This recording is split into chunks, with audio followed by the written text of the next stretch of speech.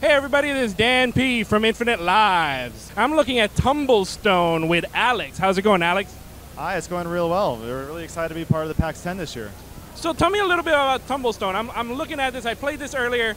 It looks like a match 3 game. So what is it exactly?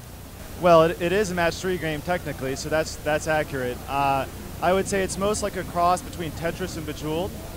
It's like Bejeweled in the sense that you're making sets of 3, but it's like Tetris in the sense that it's not random, and it's really about your player's skill. Because every time you're given a unique puzzle, with the task of beating the puzzle, solving the puzzle, before any of your other opponents do. And you do that by removing the blocks in sets of 3. So you're in full control between deciding which block you're going to remove at any given point, and if you don't solve the puzzle, it's because you made a mistake.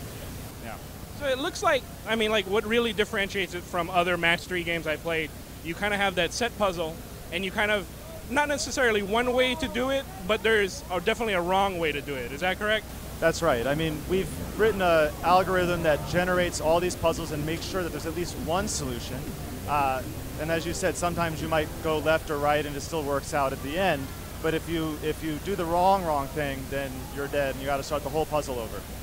So I'll be a little bit honest. When I first saw the game earlier today, I kind of was like, well, another match 3 game, come on, man.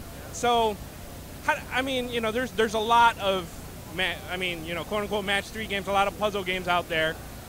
How do you try to get past, like, you know, maybe maybe not oversaturation, but kind of like, you know, just, oh, it's another one of those? That's our biggest challenge, I think, our biggest marketing challenge anyway. I guess my answer would be 2 things. The first is we have a really fun game, and we're going to need to turn our players into fans who want to go and advocate for us. And I definitely agree with that. It's a really fun game. Thank you. And I think we're seeing that, like, when we come to shows like PAX, people are always bringing their friends the next day, and they're coming back the next year and like, oh, I love that game and so forth. So we need to cultivate that. And the second answer I would give is that you're right. It's a very saturated market, especially more casual match 3s like Bejeweled, where they're I would say very random, and there's not much of a skill cap. Our hope is that we're delivering something that hasn't been built for a while. Like, I'm thinking back to the days when I played Super Nintendo and there was Dr. Mario, Wario's Woods, and other types of games like that, and we don't see a lot of those anymore. And so I'm like direct competition puzzle game. Yes, exactly. So I think our hope is that we're going to connect with this audience, and they're going to be really hungry for a title like this, and they haven't had one for maybe 5 or 10 years. Yeah. I think of Dr. Robotnik's Mean Bean Machine. Yeah, that's a pretty good one. Yeah. So, how long has this game been in development? I think you said to me earlier that you guys were at PAX last year. What is the game like? You know, how long has the game kind of been in development? And you know, when are you hoping to release the game? So to answer the last question, we're hoping to release August of next year. So there's a lot of work to do between then and now. But as far as how long we've been in development, I think we wrote the first code like basically January of 2014, so that was quite some time ago. Now, I mentioned before, I have a day job. All of us are basically spending 50% of our time on this project, so you know, it's not quite as long as it sounds, but it's definitely been a significant time. As far as what we initially showed, we tried to build like what's called in the industry a vertical slice, which is, you know, something that's representative of what you're going to ship, but doesn't have, say, all the levels or the depth that you're going to have in the terms of content in the end. And so our vertical slice was 4-player local multiplayer. So we had that right from the get-go. It didn't look maybe quite as nice as it does today, but it looks substantially like it does today. And so we were able to take that to shows like PAX or smaller shows and get validation that people liked the game and that it was fun. And then that gave us confidence to go and start to build things like this, the single-player story mode we have. Wait. There's a story mode?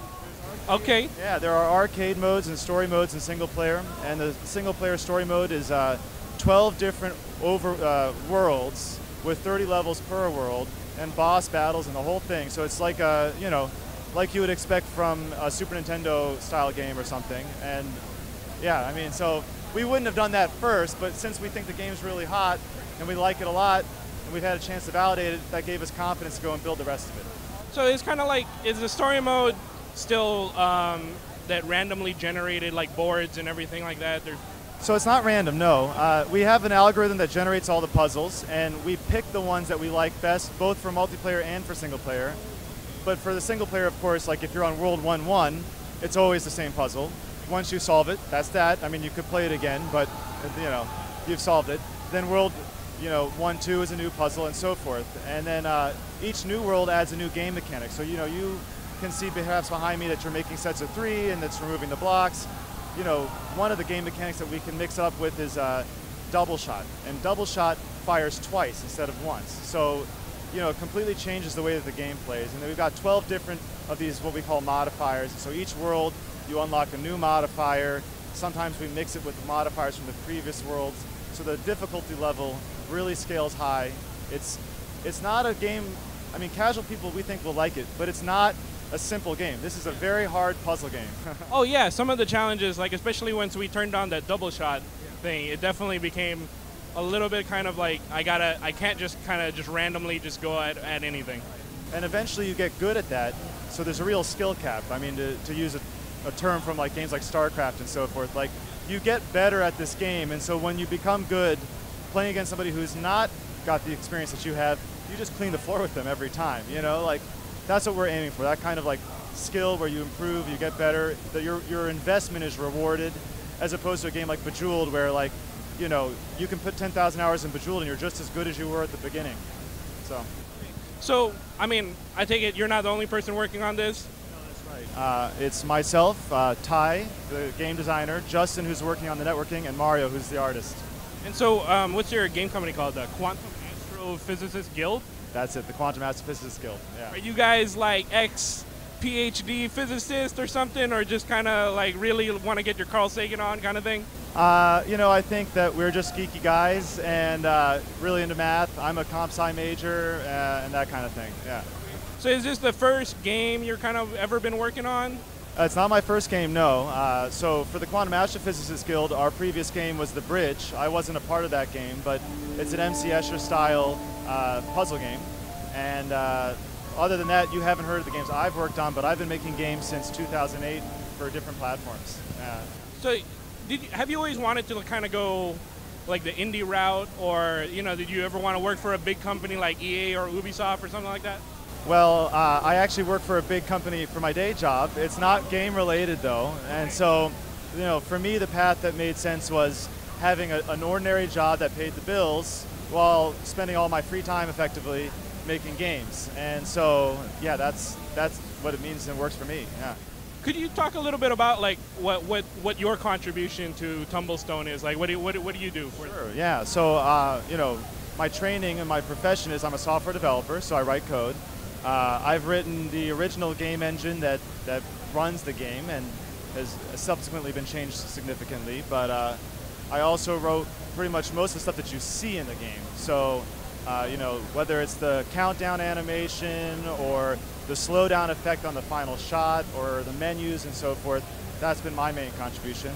As far as the game design goes, Ty is really on point for that, but I think we all have an opportunity to chip in, and Justin's really been in charge of networking, which has been a monumental task. Yeah.